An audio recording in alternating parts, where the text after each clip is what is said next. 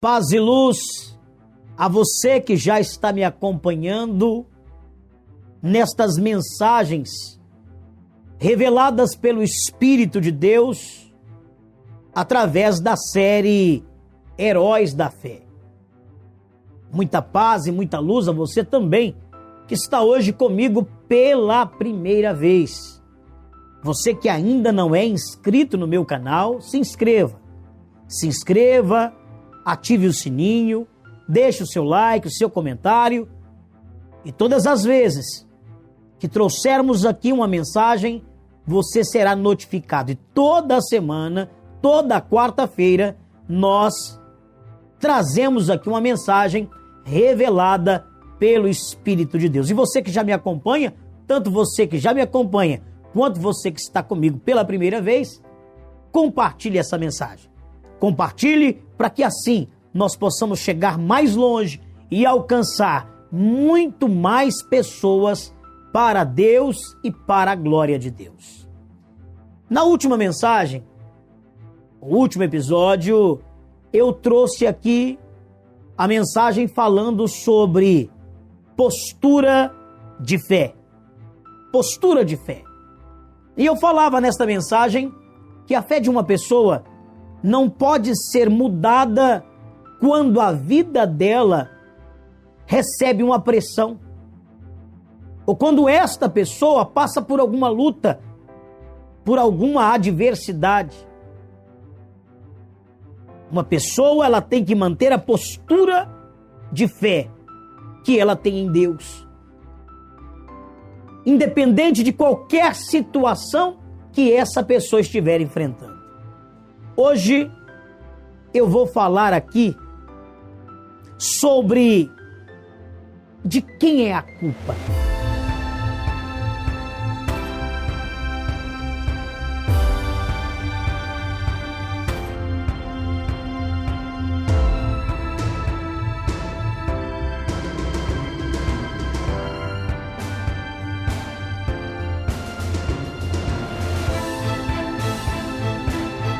E para dar início a esta mensagem, eu quero fazer com você uma leitura no livro de Gênesis, dando continuidade ao livro de Gênesis e trazendo aqui a visão de Deus para cada um de nós.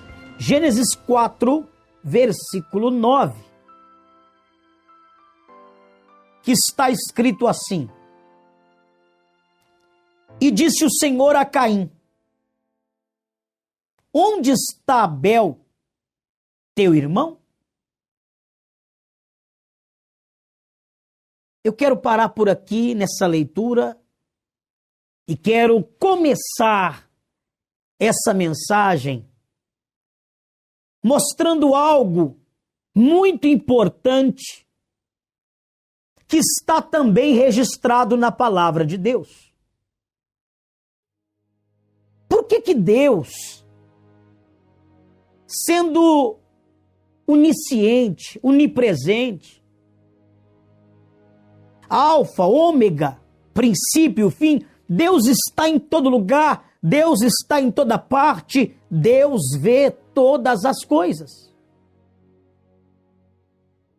Por que Deus, mesmo vendo o que estava acontecendo com Adão e Eva, por exemplo, eles se esconderam de Deus? Mas ninguém se esconde de Deus. Ninguém consegue desaparecer aos olhos de Deus. Mesmo assim, Deus vem e pergunta a Adão e Eva onde eles estão. E agora no texto em que eu acabei de ler, Deus fala com Caim e pergunta a Caim onde está seu irmão Abel. Olha só, Gênesis 4, 9. E disse o Senhor a Caim: onde está Abel, teu irmão? E tanto no texto anterior de Adão e Eva, quanto quando ele fala com Caim, Deus faz perguntas que parecem ser perguntas sem nenhuma lógica, uma vez que Deus vê tudo. Por que Deus, então, fez estas perguntas de onde eles estavam? A verdade é que Deus queria trazer para Caim a consciência do que ele tinha feito. Deus queria levar Caim a se conscientizar daquilo que ele havia errado.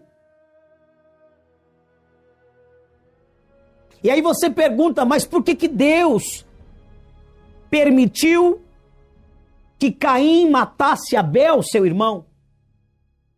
Por que Deus permitiu que houvesse este primeiro homicídio? O primeiro homicídio da palavra de Deus foi com Caim e Abel, onde Caim matou seu irmão. Por que Deus permitiu? A resposta está em dizer que Deus nos dá o livre-arbítrio. Livre-arbítrio. O que é o livre-arbítrio de Deus? Deus permite você fazer as escolhas que você quer. Deus permite que você tome o caminho largo ou o caminho estreito. Deus permite que você escolha entre o bem e o mal. Ele dá a direção, mas ele permite que você faça a sua escolha. Deus não obriga ninguém a nada, até porque Deus não precisa de mim, Deus não precisa de você. Eu é que preciso de Deus, você é que precisa de Deus e precisa se conscientizar disso. No entanto, o diabo obriga. Enquanto Deus dá o livre-arbítrio para o homem, o diabo quer obrigar o homem a servi-lo. Ele quer escravizar a pessoa. Então, quando uma pessoa tem uma luta colocada por ele, e a Bíblia diz que ele veio para matar, roubar e destruir. Essa é a missão dele, é a missão do diabo. Em João 10:10 está muito claro isso. Então ele vem sobre a vida de uma pessoa e quer forçar a pessoa a obedecer à vontade dele. Se ele entra num casamento, por exemplo, ele começa a destruir o casamento da pessoa e força a pessoa dentro do casamento a fazer o que ela não queria fazer, a fazer o que ela não gostaria de fazer. Ele sim quer obrigar as pessoas a servi-lo. Servi-lo como? Quando você perde na sua vida aquilo que você tem.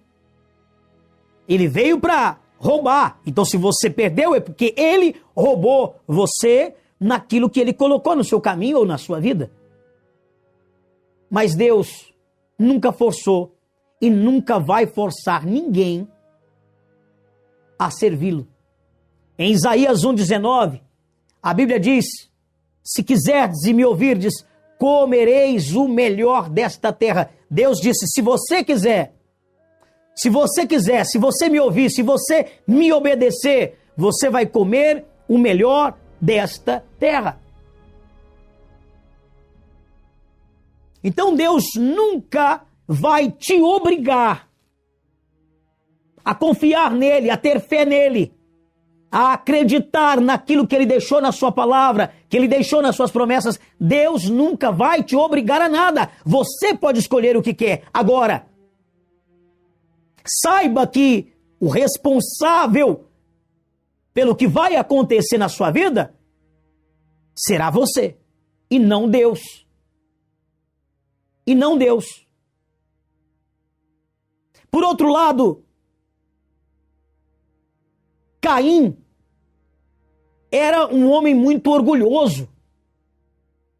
Tem coisas na sua vida que você precisa tirar de você. Você precisa arrancar de você. Você precisa tirar da sua vida. Caim era orgulhoso, era prepotente e tinha um ego muito grande. Então isso não permitia que Caim ouvisse a Deus ou desse a atenção devida a Deus. Tem pessoas que são assim. Tem pessoas que o orgulho dela não deixa ela servir a Deus. Ela sabe que precisa de Deus. Ela sabe que necessita da direção de Deus, mas ela prefere ser orgulhosa e seguir os seus próprios desígnios. Olha o que Deus falou antes. Olha o que Deus falou antes com Caim, ainda no livro de Gênesis, capítulo 4, no versículo 6 e 7. E o Senhor disse a Caim: por que te iraste? E por que descaiu o teu semblante? Se bem fizeres, não haverá aceitação para ti? E se não fizeres bem, o pecado jaz à porta, e para ti será o seu desejo, e sobre ele dominarás. Deus já havia falado, Deus já havia mostrado o erro que Caim havia cometido. Imagine você o cenário onde está Caim e Abel. Deus agora atenta para a oferta de Abel, fica feliz com a oferta de Abel, que eram as primícias das ovelhas. E Deus nem sequer olha para a oferta de Caim. Caim se irrita. Caim se irrita e olha para Abel. É como se ele olhasse para Abel e dissesse: você é culpado de Deus não ter olhado para mim. Você é culpado de Deus não ter visto a minha oferta. É muito mais fácil para as pessoas verem a culpa nos outros.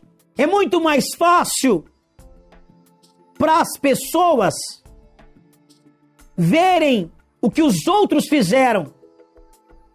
Então o homem olha para a mulher e diz: olha, você é culpada das nossas brigas. A mulher olha para o homem e diz: você é culpado das nossas brigas. Você é culpado pelo que você fez. Então um começa a culpar o outro. Um começa a culpar o outro. As pessoas, elas têm a tendência de não conseguir olhar para os próprios erros. Elas têm a tendência de não querer olhar para os próprios erros. E aí a pessoa não consegue olhar no espelho e dizer: o culpado da sua vida estar assim é você que está diante desse espelho. Aí a pessoa não consegue olhar para o espelho e dizer: olha, se a sua vida não deu certo, não culpe os outros. Você foi quem foi culpado de até hoje a sua vida não ter dado certo. Você precisa começar a olhar para o espelho e ver você nesse espelho e dizer para si mesmo, dizer para si mesma: pare de culpar os outros. Às vezes você quer mudar alguém, mas não muda a si mesmo. E os erros podem estar em você e não na outra pessoa. Deus não consegue limpar a vida de uma pessoa, meu irmão, minha irmã. Deus não consegue. Por mais que Ele queira, Ele não consegue limpar a vida de uma pessoa que não reconhece os seus erros. Por mais que Deus queira, Ele deu livre-arbítrio. Então uma pessoa, ela pode sim ser limpa por Deus, mas ela precisa reconhecer a necessidade que tem de Deus na sua vida. E isso acontece quando a pessoa se conscientiza do erro. Só há o perdão, só há o operar de Deus quando a pessoa se conscientiza. Conscientização é dizer: eu preciso mudar algo na minha vida. Isso é se conscientizar. A partir do momento que uma pessoa vê isso dentro dela, Deus então consegue trabalhar na vida dessa pessoa e dar a ela uma nova direção, uma nova vida. E é impressionante porque quando nós falamos de espelho, o espelho, ele mostra para a pessoa o quanto tempo ela perdeu com o orgulho dela, com o eu dela, com o ego dela. Porque o espelho mostra a imagem de uma pessoa e você começa a perceber os anos passando, cada vez que você olha no espelho e que aparece em você as marcas do tempo.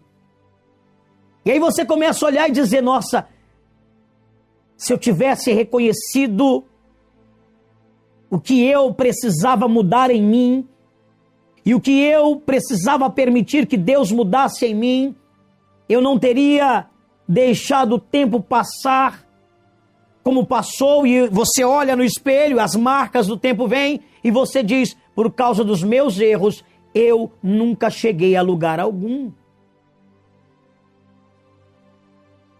É muito importante você entender que o culpado não é outro senão você de muitas coisas que te acontecem. A culpada não é outro senão você de muitas coisas que você vive. Reconhecer isso é reconhecer que nós precisamos mudar. E todos nós precisamos de mudança.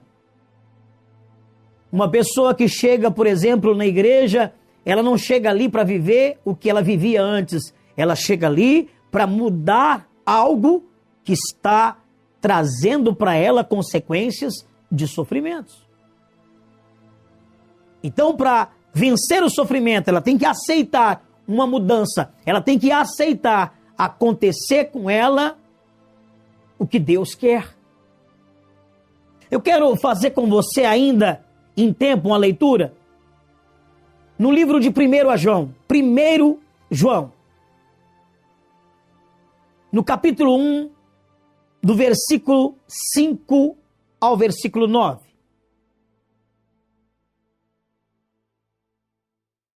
Primeiro João, capítulo 1, do versículo 5 ao 9. Olha o que está escrito aqui. E esta é a mensagem que dele ouvimos e vos anunciamos, que Deus é luz. Deus é luz. E não há nele treva nenhuma. Se dissermos que temos comunhão com ele e andarmos em trevas, mentimos e não praticamos a verdade. Tem pessoas que gostam de mentir para si mesmo. Gosta de mentir para si mesma. Quando ela não consegue ver a mudança que precisa acontecer dentro dela. Então ela não enxerga, ela não vê. Os outros veem, menos ela. Como eu disse agora há pouco, ela consegue ver até o erro dos outros, mas nunca vê o dela. Então ela começa a mentir para si mesma. Ela começa então a viver uma mentira. E ela começa então a andar nas trevas. Porque quem vive na mentira, vive nas trevas. A verdade é a luz. Vou continuar. Se dissermos que temos comunhão com ele e andarmos em trevas, mentimos e não praticamos a verdade. Mas se andarmos na luz, como ele na luz está, temos comunhão um com os outros. E o sangue de Jesus Cristo, seu Filho, nos purifica de todo pecado. Não tem como Deus limpar uma pessoa que não reconhece o seu pecado, não reconhece o seu erro, não reconhece a mudança que precisa haver na vida dela. Deus não limpa, Deus não purifica uma pessoa desta forma. E aí, essa pessoa vai começar a andar em trevas e sozinha. em trevas e sozinha. Foi o que aconteceu com Caim. Vamos voltar. Gênesis, capítulo 4, versículo de 8 a 12. Acompanhe comigo. E falou Caim com o seu irmão Abel. E sucedeu que, estando eles no campo, se levantou Caim contra o seu irmão Abel e o matou. E disse o Senhor a Caim: onde está Abel teu irmão? E ele disse: não sei. Sou eu o guardador do meu irmão? E disse Deus: que fizeste? A voz do sangue do teu irmão clama a mim desde a terra. E agora, maldito és tu desde a terra, que abriu a sua boca para receber da tua mão o sangue do teu irmão. Quando lavrares a terra, não te dará mais a sua força. Fugitivo e errante serás na terra. A partir dali, Caim passou a andar só. Não tinha mais a direção de Deus, não tinha mais a luz de Deus. Andar errante, andar nas trevas. Já imaginou uma pessoa, tudo que faz dá errado? Já imaginou uma pessoa, tudo que luta, não consegue vencer? Você já imaginou uma pessoa, tudo que coloca as mãos, ela sabe que vai perder o que tem, porque não tem domínio? Até porque aquele que domina, aquele que governa, não está com a pessoa. Caim, por orgulho, não reconheceu que havia errado. Por orgulho, matou o próprio irmão. Por orgulho, razão, ego, eu, não reconheceu que precisava de Deus. Não ouviu a Deus e cometeu homicídio. O culpado de muitas coisas que acontecem na vida da pessoa é ela mesma. Pense nisso. Que Deus te abençoe. Paz e luz para você.